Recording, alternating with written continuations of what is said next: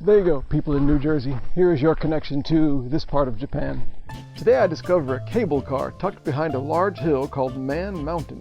I take it up to the top, and on top I find quiet serenity, cool air in summer, an extensive and fantastic old shrine, and the noisiest thing around is me right now, so and the unexpected importance of this little known mountain to a very famous American. Good morning once again, this time in Kyoto Prefecture, Japan. I'm at a station called Iwashimizu-Hachimangū Station. It's a lot to remember. Right here, from this station, which is on the Keihan train line, there is a cable car. I got a taste for cable cars on a recent trip to Nara. So this cable car is very short. It's 400 meters long. It goes 2 minutes up this mountain, which is called Otokoyama, which means Man Mountain. So this is another of those things that I have never heard of until looking at the map a couple days ago.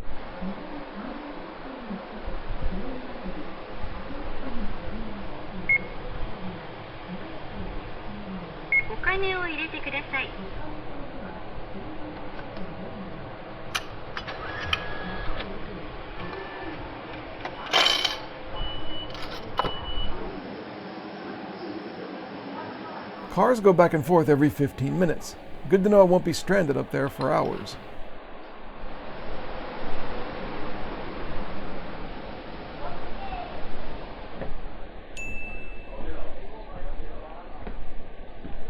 These signs explain that this cable car was first opened in 1926. During World War II, in 1944, it was deemed unnecessary and discontinued. The Keihan Company bought it and reopened it in 1955. In 1968, its colors were changed, and in 1978, the Crown Prince of Japan rode up it. 2 new cars replaced the old ones in 2001. Keihan celebrated the 50-year anniversary of its ownership in 2005, and in 2019, the cars were revamped with sleek new designs.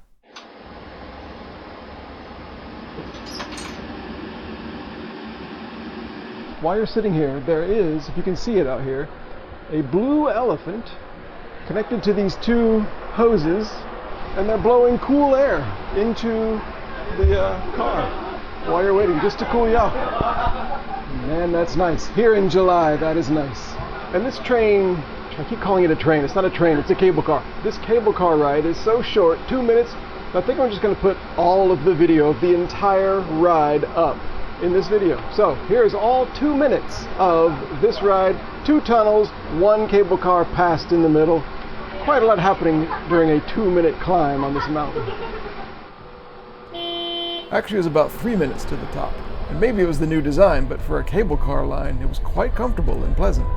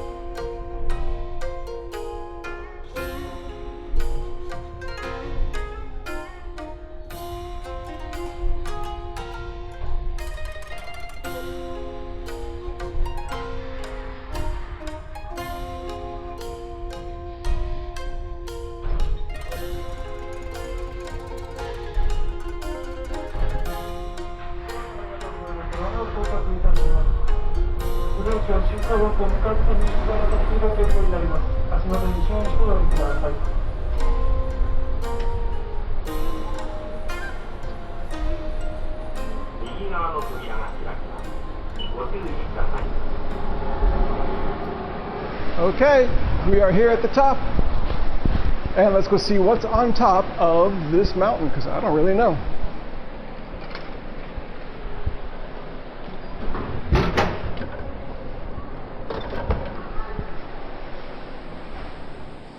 What's on top is a complex of shrine and temple buildings, various monuments, and some gentle paths under the trees.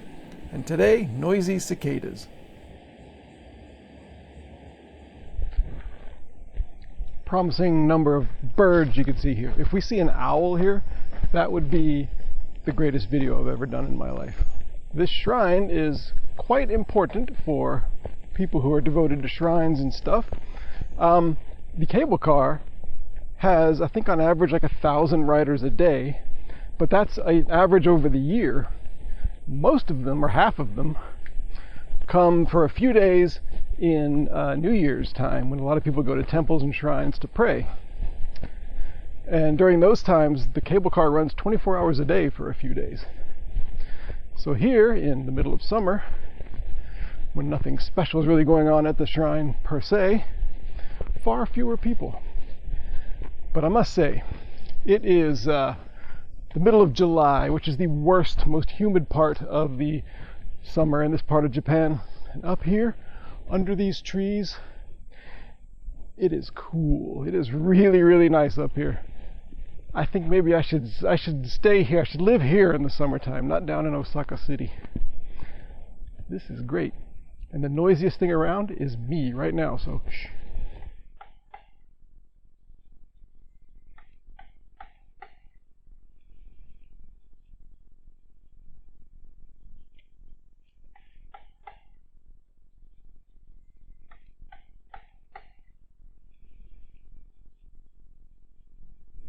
I see something strange. Now, look at that. It's a parking lot with cars and trucks and stuff. Some people just drove up here. I had to put in the blood and the sweat and the toil of riding a cable car up. English signs were everywhere, but I never saw one explaining what this angular tower was for. It'll have to remain a mystery for now. A nearby monument was more clear and taught me a surprising fact about Japan and my home country that I'd never heard before. In New Jersey, there is the Thomas Edison Museum and house and library and whatever's over there. But somewhere up there, there is a light bulb which has been burning since Edison invented it way back 104 years ago. And while working on his light bulb idea, he tried thousands of different ideas for the things inside that would burn and keep the light bulb going. One of the things he decided to try after many failures was bamboo. So he sent somebody here to the top of this mountain, right over here, to get some bamboo, and it worked. It burned for over 1,000 hours, and Edison is sort of beloved around here in the city of Yawata, here in Kyoto Prefecture, for his connection and the connection of the light bulb to being invented here, kind of, or being invented partially with bamboo taken from here. So there you go, people in New Jersey. Here is your connection to this part of Japan, Mr. Edison. And just to complete the story, bamboo eventually gave way to tungsten filaments in light bulbs. And right around this corner, I believe, is the shrine, the big shrine here on the mountaintop.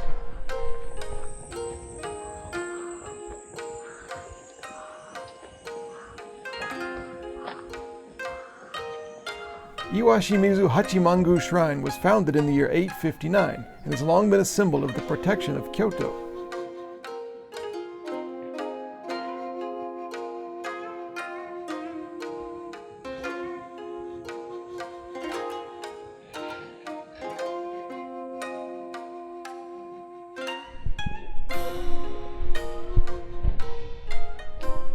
So I imagine that on New Year's and the first few days of the new year, lots and lots of people, big crowds of people will be coming here maybe all night, going up here, saying prayers, throwing money into a big cage or something, and maybe tying their prayers to this thing. And even here in the middle of summer, there's a whole lot of these.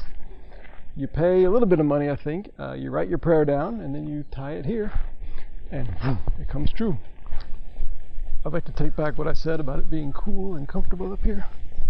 Not in the sun. Right here, until 1870, there was a pagoda, two-story pagoda, which is one of those kind of towers that goes up. Two-story pagoda was here. It was destroyed in 1870 on purpose, I think, by, I don't know, the Meiji government. But anyway, when it was still here, what they would do is they would hang a koto, which is a big, long, stringed instrument. They would hang one from each corner, so 4 kotos. And it was said that in the wind, it made a really, really pretty noise, pretty sound. I've never heard of anything like that. I don't know if that's a normal thing here in Japan, but I wish it was still here. I'd love to hear that. A 4 koto pagoda going in the wind. That sounds like heaven.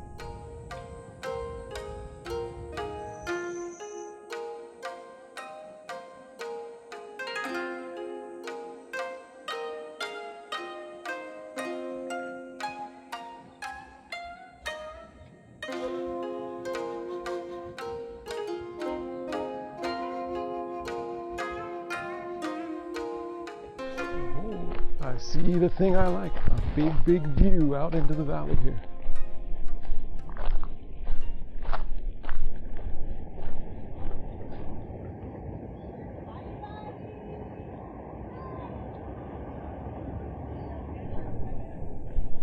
All right, that's it. That's the mountaintop here on Man Mountain. Another great day in a weird place, a part of Japan that I'd never heard of despite living close by. So thank you for watching, and I'll see you next time. I got some really cool stuff planned coming up, so stick around, subscribe and all that, and I'll see you next time.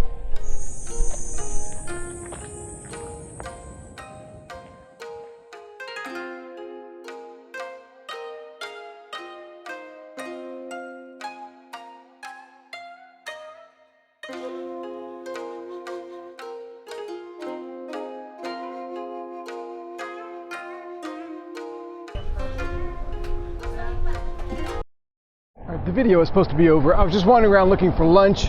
Look at this bridge. I had to put this in the video. Look at this awesome bridge. Can't find any restaurants that are open, but I do find an old-timey bridge.